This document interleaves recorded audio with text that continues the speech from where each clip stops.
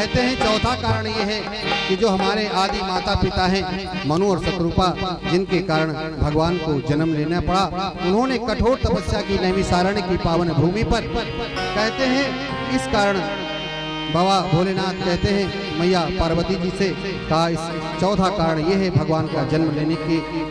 तो कहा जब वो राजी कर रहे थे तो उन्होंने कहा कि मेरे मन में वैराग्य नहीं उत्पन्न हो रहा है।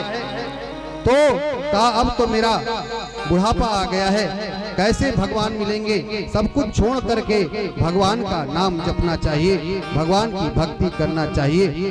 कहते हैं 1000 काम छोड़ करके स्नान करना चाहिए। इसी तरह से बताया तो कहा सब कुछ छोड़ करके भगवान का भजन करना चाहिए।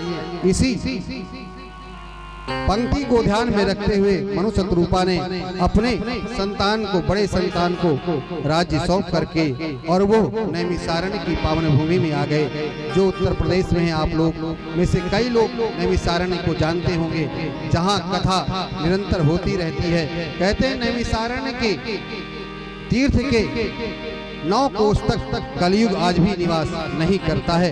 तो आप लोग भी बड़े सौभाग्यशाली हैं कि आप उसी भूमि के आसपास रहते हैं। नैमिषारण्य की पावन भूमि में भागवत कथा का प्रारंभ हुआ, आप सब जानते हैं। वहीं पर मनु और शतरूपा जी तपस्या करने के लिए जाते हैं।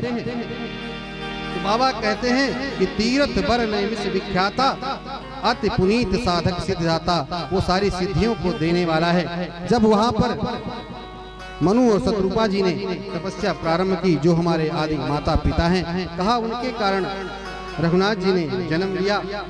और कह रहे थे कि होय न विषय विराग भवन बसत भा चौथपन। जब चौथापन आ गया फिर भी उनको विषयों से वैराग्य नहीं हो रहा था। तो हृदय बहुत दुख लाग जन्म गयो हरि भगत बिन। तो भैया हमको भी ये विचार करना चाहिए, 24 घंटे में निरंतर इस बात का चिंतन करना चाहिए, कहीं ऐसा तो नहीं है हमारा पूरा जीवन व्यर्थ जा रहा है। जिस काम के लिए हम आए थे, जिस रघुनाथ जी का चिंतन करने के लिए